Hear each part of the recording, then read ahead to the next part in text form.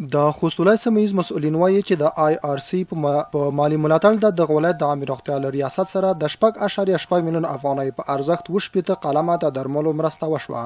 د خوست ولایت د عامه روغتیا ریاست معاون شراګل د درن د مننې ترڅنګ وویل چې مرسته شوي درمل به د ولایتي روغتون سربیره د ټولو ولسوالیو روغتیايي مرکزونو ته وویشي چې په دې سره به په اړونده برخه کې شته ستونزې تر ډیره هوارې شي. نوموړي د نورو بنسټونو هم په اړونده برخه کې د مرستې غوښتنه وکړه. تر اوسه پورې خو لله الحمد داسې خاص مشکلاتو سره نه یو مخامخ شوي.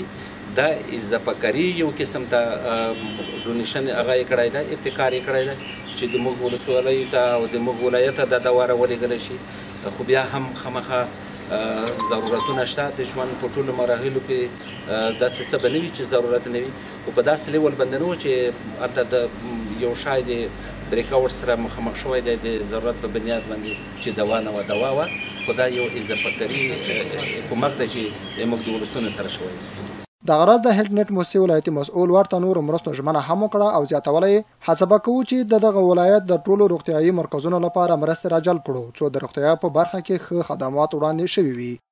نت د ټولو ډونرونو او انجوګانو سره حسنه ارتباطات لري چې دغه ارتباطات په نتیجه کې نن ورځ لکه تاسو چې دلته وینئ آی آر سی موسسې طرفه هیلټ نت ته د 8.8 میلیون افغانۍ په ارزښت سره 8 کلمه دوا ورکړی شوي دي چې دغه دوا نن موږ د خوست ټولو کلینیکونو او شفاخانو ته توزیع کوو او لیبلونه هم په لګولي دي. هر کلینیک او د شفاخانې برخه هم تعیین کړي دي.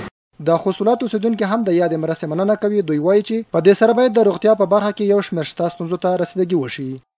مؤسساتو نه موږ غوښتنه ده چې خلک ډېر غریبان دي که نه اړتیا لري دوایي ته چې مقصد وشي لرې پرتې سیمې دي چې خلک غریب دي، اقتصادي وضعیت یې خراب دی. دا بهتره خبره ده چې موږ سره مؤسسې چې دا وشو دا رقم کومکونه نه راوشي نو په خلک اړتیا وکړي. موږ د درمل د ستونزې هېڅ نوع مشکلات هم نه لري، هېڅ نوع مشکلات سره مخ نه یو.